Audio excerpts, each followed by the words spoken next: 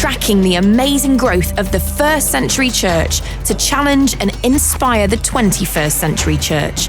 This is Unstoppable Church, Then and Now, recorded on location in Israel, Cyprus, Turkey, Greece, Malta, and Italy.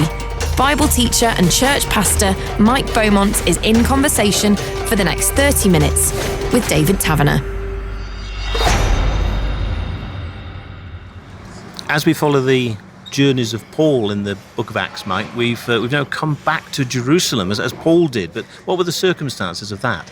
Yeah, well, it's the end of his incredibly successful third missionary journey, as we call it now. You know, he'd worked his way through what we now call modern Turkey and Greece, and had slowly worked his way back from Ephesus via Cyprus, and had landed at Tyre and then come down the coast and had come back to Jerusalem really to give an account of what God had been doing through the ministry over that time. You know, the early Christians understood the importance of accountability, not doing their own thing.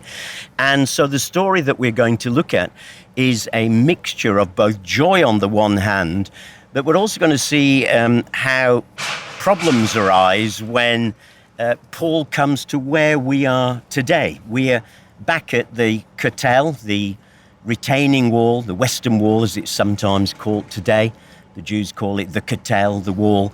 And remember, this wasn't the wall of the temple, but was one of those retaining walls that Herod the Great built to provide that huge platform for the temple. And we're back here early in the morning, and already there are hundreds of Jews there praying by the Western Wall. And we've come here to represent Paul coming to the temple, because much of this story is going to focus around what happened in the temple area, just up there on top of the wall behind us here. So when Paul and those that were travelling with him came back to Jerusalem, was there a big welcome party? Oh, yeah, absolutely. So why don't we just read those few verses about it? Let's turn to Acts 21 and verse 17, where we read that when we arrived at Jerusalem, there's one of those we passages again in Acts. So Luke is very definitely there with Paul at this stage. And so an eyewitness account of things here. When we arrived at Jerusalem, the brothers received us warmly. The next day, Paul and the rest of us went to see James, who is the leader of the church here in Jerusalem, whom we've also met previously. We went to see James, and all the elders were present, and Paul greeted them and reported in detail what God had done among the Gentiles through his ministry. Paul wanting to come back and let them know what God had done, not what Paul had done. It's a really important distinction. He's not pushing himself forward. He's not saying, let me tell you all about my successful ministry. He's wanting them to know what God has done among the Gentiles, and sharing with them the excitement of seeing these former pagans turning to the living God through faith in Jesus. And they were coming back to Jerusalem because this is like the sort of mother church here. Is that right? Yes, absolutely. This was the focal point, although remember that Paul had actually been sent out from the church at Antioch. Antioch was becoming very much the missional base of everything in those days. And yet Jerusalem was still very much seen as you could almost call it the mother church. Because why? This is where everything had begun. It was here, just across the valley from us at the Mount of Olives, that Jesus had promised that the disciples would receive power when the Holy Spirit came upon them.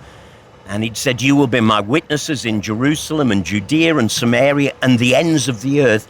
And Paul is wanting them to know that what Jesus had promised, the ends of the earth bit, is really starting to get fulfilled. So there's great joy here in the whole church as Paul comes back to be accountable and tell them, do you know what?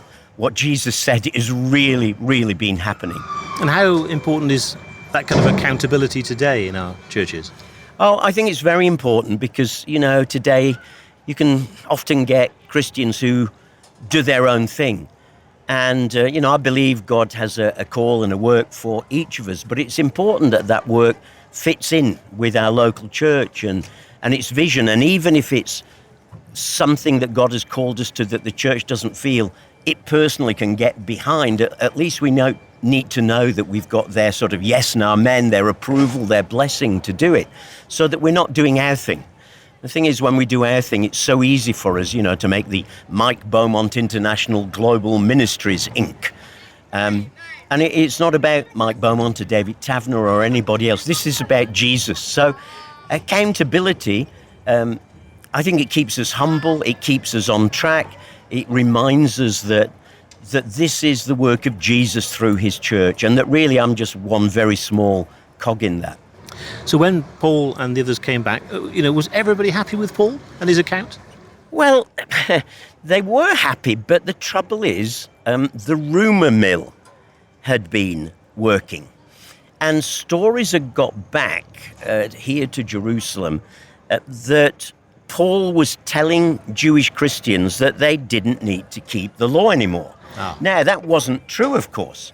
What Paul was very strong on, and we see that in the book of Acts and we see it in his letters, was that Gentile converts to Christ did not need to keep the Jewish law. But we know that he himself still kept the Jewish law. He came back to Jerusalem for the festivals at times and so on. But the rumour mill had got around, and, doesn't that still happen today at times? Someone hears a story of someone who said that they'd read on Facebook of someone who'd, and before you know it, you've built up this big story.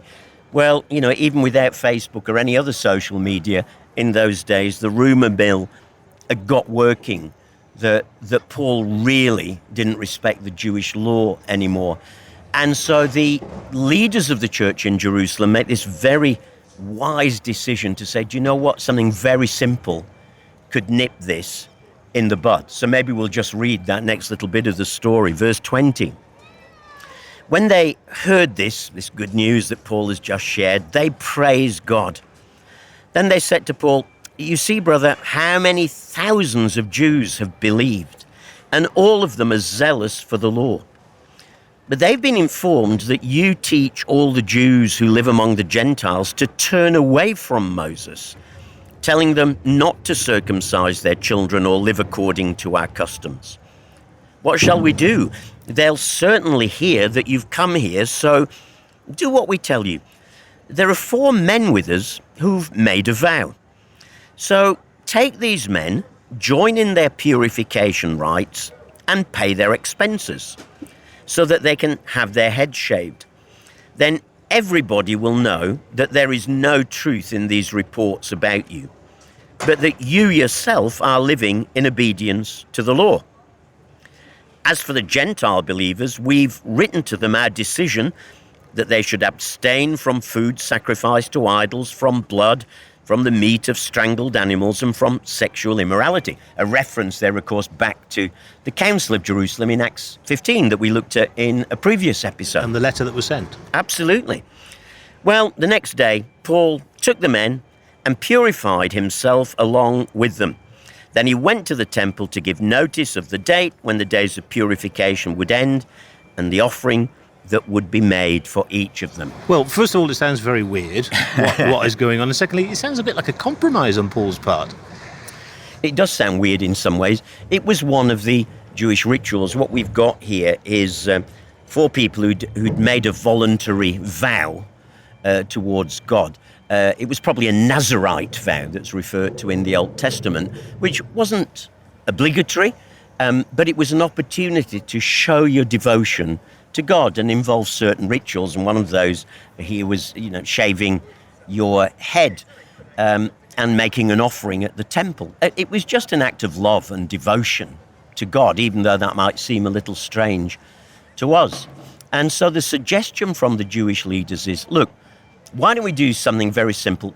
Paul, why don't you pay the expenses involved in these 4 guys among us, 4 Jewish Christians, who have said that they want to make this vow. If you paid their expenses, then that would be one way very quickly of nipping this rumour mill in the bud. So I don't think it's compromise on Paul's part. Remember, he was a Jew himself, a Jewish Christian. So for him, it could have been a very natural thing to think, yeah, no big deal. I am a Jewish believer in Jesus. I will happily pay for these Jewish believers' expenses to fulfill this particular Nazirite vow. So it's not compromise, but it is a genuine attempt to nip this rumour mill in the bud before it gets any further. You did say that there's a possibility that there might be rumour mills in the church today. So, the wisdom of nipping these things in the bud early? Yeah, well, I would say two things is, number one, don't pass on a rumour. So many stories get spread around the church these days, whether it's, about someone in our own congregation or some big name or some big church around the world. And there's something in human nature that likes to pull other people down, because somehow we feel in our sinfulness that pulling other people down will also pull us up. So the first thing I would say is, look, if you hear a rumour, please don't pass it on. If it seems to be a serious rumour, well, why not take it to your leaders and let them check it out? At the very least, try and check out the facts before you pass them on, but preferably don't pass it on. So I think number one is, for us as believers, there's something really quite ungodly about being a rumour monger, passing rumours on. And these days it is so easy to do in the days of the internet. But secondly, I think, if rumours do start occurring, then it's very incumbent, particularly on church leaders, to act quickly, look quickly, establish the facts, and, nip the rumour in the bud. If there's truth to it, well, if it involves sin, it needs exposing. That's very clear. But if it's just somebody who saw somebody who said that they'd heard something, well, that needs nipping in the bud and stopping. And equally, if we've got people in our churches who are troublemakers through spreading rumour, they simply need to be told to stop. And there's some reference to that in some of the letters of the New Testament. So, Christians shouldn't be engaged in rumour mongering. Churches shouldn't be engaged in promoting those rumours either. So Paul went ahead and followed the advice, and did that pay dividends? Yeah, and you'd think, well, that should stop things very quickly, shouldn't it? But sadly, that's not quite how it worked out. So let's read on. Verse 27, when the 7 days were nearly over, some Jews from the province of Asia saw Paul at the temple. They stirred up the whole crowd and seized him, shouting, "Men of Israel, help us! This is the man who teaches all men everywhere against our people and our law in this place. And besides, he's brought Greeks into the temple area and defiled this holy place." You see, they'd previously seen Trophimus, the Ephesian, in the city with Paul, and they'd assumed that Paul had brought him into the temple area. Well, the whole city was aroused, and the people came running from all directions. Seizing Paul, they dragged him from the temple, and immediately the gates were shut. And while they were trying to kill him, news reached the commander of the Roman troops that the whole city of Jerusalem was in uproar. Now, it wouldn't have taken long for news to reach him, by the way, because the Antonia fortress was buttered up right up to the temple courtyards and had huge towers that overlooked the courtyard, so they could keep their eye on what happened, because they knew that could be a spot for trouble arising. So it would have been very easy for him to have heard and seen what was happening. Bearing in mind how big the temple was, we're sort of near where it was originally, and to keep an eye on things was quite significant. Yeah, and very important, because, there were troublemakers who, particularly at the great festivals like Passover, freedom celebration, would have looked for those opportunities to stir up trouble. So they would constantly be on the watch, and they were here. So at once, he took some officers and soldiers and ran down to the crowd. And when the rioters saw the commander and his soldiers, they stopped beating Paul. Well, the commander came up and arrested Paul. Oh my goodness, poor guy. And ordered him to be bound with 2 chains. Then he asked who he was and what he'd done. Well, some in the crowd shouted one thing and some another. And since the commander couldn't get at the truth because of the uproar, he ordered that Paul be taken back into the barracks. When Paul reached the steps, the violence of the mob was so great that he had to be carried by the soldiers. And the crowd that followed kept shouting, "Away with him." So, we've got a riot here, just out of Paul really trying to do what was right, out of trying to bless these 4 guys and trying to quell the rumour mill. Things have actually got totally out of hand now. And perhaps a good reminder there, that that sometimes in life doing what is right, will cost us. It won't always work out to our good. But as Christians, it's important we do what is right because it's right, not because it will turn out good for us. And I think that's a really important principle for us to live by. Conscious that sort of a riot involving a crowd needs space. I mean, we're in this big space here, this big plaza here, where large crowds gather for religious reasons. But, a big space has to be monitored and controlled, and there are indeed military points and security that you have to get in and out even, yeah? Yes, absolutely. And it would have been the equivalent sort of up there on top of the temple platform. Remember, it was huge, absolutely huge. We've said in a previous episode that, the temple platform area now is a Muslim sanctuary. And just a few years ago, up to 400,000 people gathered up there. So it was huge, which was why the Romans had built the Antonia fortress up in the top corner there, to be able to do exactly what some of the soldiers and police are doing here today with the crowds, ensuring nothing happens. But, when a riot gets going and a mob gets going, it gets going, doesn't it? And it did on that particular day, and it cost Paul. I mean, the thing is, we just read these few verses. That must have been really, really unpleasant to find yourself attacked by a mob like that, not for the first or last time in Paul's life, of course, and then to find yourself arrested for nothing, put in chains for nothing, had to be carried into the fortress. This was not a pleasant experience at all that he went through. And one thing for him to be arrested previously and put in jail by the religious authorities, this is now by the Roman authorities. Yes, although, of course, he's not arrested, as it were, because he's broken some Roman rule. And it's interesting, throughout the book of Acts, Luke seems to bend over backwards to show that actually Rome itself at this stage didn't seem to have a problem with the Christians. The problem came from the Jewish leaders and the Jewish people who rejected Jesus. And of course, that's the same here, so while Rome's involved in arresting him, the heart of the issue was what the Jewish temple authorities thought about Jesus.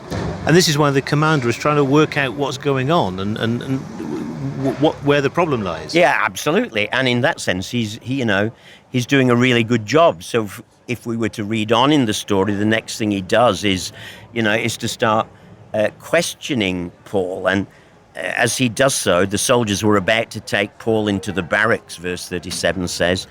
So he asked the commander, "May I say something to you?" "Do you speak Greek?" he replied. "Aren't you the Egyptian who started a revolt and let 4,000 terrorists out into the desert some time ago?" Why on earth does he say that? Well, we're not told in the text, but I think reading into it, it looks pretty much like that must have been some of the accusations that were made against Paul. Any lies to shut these Christians up. But Paul answered in verse 39, "I'm a Jew from Tarsus in Cilicia, a citizen of no ordinary city. Please let me speak to the people." And having received the commander's permission, Paul stood on the steps and motioned to the crowd. And when they were all silent, he spoke to them in Aramaic, in other words, in the local language here. Aramaic was like a simplified form of Hebrew, the language of the whole of the Middle East at that time. So here is Paul now. Frankly, he could have said, "Look, no, these guys have got it wrong. Can you let me out the back door, please?" And I'm sure the Roman commander would have been very happy to do that because it would have dealt with the issue once and for all. But in fact, Paul wants to use this opportunity to talk about Jesus. And we've entitled this episode Emboldened. Emboldened by the power of the Holy Spirit. What would have been sensible to do at this point was to keep your mouth shut, keep your head down, and get out the back door. He could have said no comment. The classic politician's answer. But he doesn't. And what he's going to do here is he's going to take the opportunity to share his faith about Jesus in the most, frankly, inconvenient and uncomfortable of situations. How does he express himself? Because he's got a sort of captive audience in a sense. Yes, he does. And Luke records at some length in chapter 22 Paul's response to the crowd at that point. And we'll not read it all because it's quite long, but listeners can perhaps take the opportunity to read it for themselves. But there are three main parts to his speech to them that day. And by the way, this is still a good sort of paradigm for how to share our faith today. In the first part, he tells them about his life before he knew Jesus. Now, he gears that to the people who are listening. That's always important, by the way, when we're sharing our story today. I think emphasize those things that connect with the people who are listening to you. Just don't have the set patter that comes out irrespective. So he shares about his life before he came to know Jesus, and I'll just read a couple of verses there. He says, I'm a Jew born in Tarsus of Cilicia, but brought up in this city under Gamaliel. Now, Gamaliel was one of the leading rabbis of the day. So in mentioning his name, he'd immediately command attention and respect. Under Gamaliel, I was thoroughly trained in the law of our fathers and was just as zealous for God as any of you are. I persecuted the followers of this way, one of the early terms for Christianity. I persecuted the followers of this way to their death, arresting both men and women and throwing them into prison, as also the high priest and all the council can testify. I even obtained letters from them to their brothers in Damascus and went there to bring these people as prisoners to Jerusalem to be punished. So a simple outline there of what his life used to be like. And what's important he emphasizes here is, listen, I was like you. I was the cream of the cream, frankly, in terms of Jewish background. So the first part is him telling about his life before he knew Jesus. Then in the second part, he tells about his encounter with Jesus, how he met Jesus. And we get an account of what happened on the Damascus Road, which we've looked at in a previous episode. In his own words. And this is great because we get some little extra detail as he tells the story. So it might just be worth our reading those. In 22 verse 6, he says, about noon as I came near Damascus to do what he's just talked about with his letters of authority, arrest Christians and bring them back. About noon as I came near Damascus, suddenly a bright light from heaven flashed around me. I fell to the ground and heard a voice say to me, Saul, Saul, why do you persecute me? Who are you, Lord? I asked. I am Jesus of Nazareth, whom you are persecuting, he replied. My companions saw the light, but they didn't understand the voice of him who was speaking to me. What shall I do, Lord? I asked. Get up, the Lord said, and go into Damascus, and there you will be told all that you've been assigned to do. So my companions led me by the hand into Damascus because the brilliance of the light had blinded me. A man named Ananias came to see me. He was a devout observer of the law and highly respected by all the Jews living there. He stood beside me and said, Brother Saul, receive your sight. And at that very moment, I was able to see. Then he said, the God of our fathers has chosen you to know his will and to see the righteous one and to hear words from his mouth. You will be his witness to all men of all that you've seen and heard. And now, what are you waiting for? Get up, be baptized, and wash your sins away by calling on his name. Interesting, we get a few little extra details to the sort of summary that we got in chapter 9, where Luke gives the broad overview there. And you can't argue with that. I mean, that's his story. Yeah, and that's powerful. And that's why I think it's so important for us today, particularly in the West, to know our story well, to have our story to tell.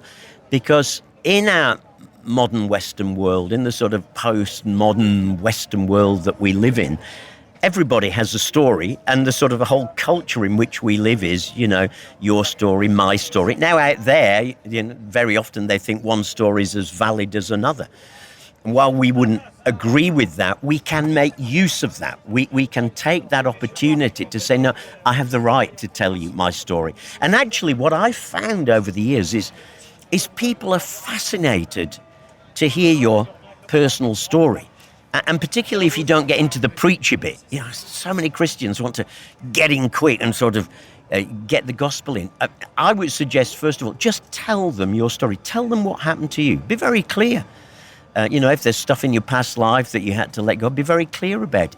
Be very clear about the change that has happened to you, because your story is powerful. Let me say that again to every listener today. Your story is powerful. Maybe you think, I've not got much of a story really. Oh, yeah, you have. Because even if it seems a fairly ordinary story, do you know what? There are lots of fairly ordinary people in the world who can connect with that. They can't necessarily connect with, that I spent 20 years on crack cocaine and heroin before I came to Jesus. But they can connect perhaps with your story. So know your story, have it at your fingertips, know sometimes how to emphasize one point more than another when you're talking to someone. But we find again and again in the book of Acts, Paul was always ready to share his personal story of his encounter with Jesus and how his life had changed. And is that where he ended it? Well, no, because he went on to a third aspect. So the first was what his life was like before he came to know Jesus. The second was then this encounter with Jesus. And then in the third part of his testimony on that occasion, he talks about his call to serve Jesus. Now, that was particularly relevant in this context. It might not be so in every context where we're sharing, but let's just read those few verses. Verse 17. When I returned to Jerusalem, was praying at the temple, I fell into a trance and saw the Lord speaking. Quick, he said to me, leave Jerusalem immediately, because they will not accept your testimony about me. Lord, I replied, these men know that I went from one synagogue to another to imprison and beat those who believe in you. And when the blood of your martyr Stephen was shed, I stood there giving my approval and guarding the clothes of those who were killing him. Oh, you can almost feel, the pain in his heart that ever happened. And then this key verse, verse 21, then the Lord said to me, go, I will send you far away to the Gentiles. So there's his call and there's his mission. And of course, up to this point, they were very happy to listen. He told about being a good Jew. He'd had this interesting story about his encounter with Jesus. But now he'd mentioned the G word. Gentiles. The Gentile word. And this, of course, had been the thing that had sparked it off. He'd been accused of favouring the Gentiles, telling them not to keep the law, telling his own people not to keep the law, even of falsely accused of bringing a Gentile into the temple courtyards. And so we read that the crowd listened to Paul until he said this. Then they raised their voices and shouted, rid the earth of him, he's not fit to live. And as they were shouting and throwing off their cloaks and flinging dust into the air, the commander ordered Paul to be taken into the barracks. He directed that he be flogged and questioned in order to find out why the people were shouting at him like this. Oh my goodness, this is not fair, is it? But as they stretched him out to flog him, Paul said to the centurion standing there, is it legal for you to flog a Roman citizen who hasn't even been found guilty? And when the centurion heard this, he went to the commander and reported it. What are you going to do? He asked. This man is a Roman citizen. So the commander went to Paul and asked him, tell me, are you a Roman citizen? Yes, I am, he answered. Then the commander said, I had to pay a big price for my citizenship. But I was born a citizen, Paul replied. And those who were about to question him withdrew immediately. And the commander was alarmed when he realized that it put Paul, a Roman citizen, in chains. In other words, the commander was now aware that he'd broken his own Roman law. And so suddenly backs off. So was Paul trying to sort of save his bacon, as it were, by using his ace card? Yeah, it probably wouldn't have been bacon here in Israel, would it? No, he wasn't trying to save his skin, I think. because there are many occasions where he puts his life on the line. This emboldened man thought nothing of his own life, but I think what he was very aware of was that his work was not yet finished. You know, God had already spoken to him previously that he would have to appear before kings and emperors, that he would make it to Rome, and he hadn't been there yet. And in fact, at least twice in the book of Acts, we find prophets who come to him and who say, you know, look, don't go to Jerusalem, trouble lies ahead. And he basically says to them, yeah, I know, but I have to go. I have to go because my work isn't finished. I've got to get to Rome. He knew there was something about getting to Rome where he would be able to share his testimony at the very heart of Roman civilization. All roads lead to Rome, you know, the saying goes, and they literally did in those days. So no, this is not about him saving his bacon. This is about him being deeply aware his work was not finished. And so he refused to give in, and he pulls the Roman citizen card, you know, to spare his life on that occasion in order to be able to continue the mission that, strangely would lead to him losing his life one day in that city of Rome. So in a sense, that clear calling on his life, that clear sense of purpose was driving him forward and enabling him to be as bold as he was. Yeah, absolutely. And as I said, we've called this episode Emboldened, haven't we? And I think it was that empowering of the Holy Spirit and that clear call from Jesus on his life that gave him the courage to do what he did. And so I suppose the takeaway from that for us is that, you know, if we know Jesus, and if we know Jesus has put a call on our life, whatever that might be, then that should encourage us today to stand firm, to not be frightened when people turn against us or things seem to go wrong from a human point of view, but to be emboldened, to take courage, because it's only as Christians in the 21st century will take courage that we in our generation will see this story of unstoppable church continue. Mike Beaumont and David Taverner, travelling from Jerusalem to Rome and beyond to track the amazing growth of the first century church and what that means for the unstoppable church of the 21st century. There are more Bible podcasts from Mike and David on the UCB Player app and major podcast platforms. Check out Jesus Then and Now or Bible Books in 30 Minutes.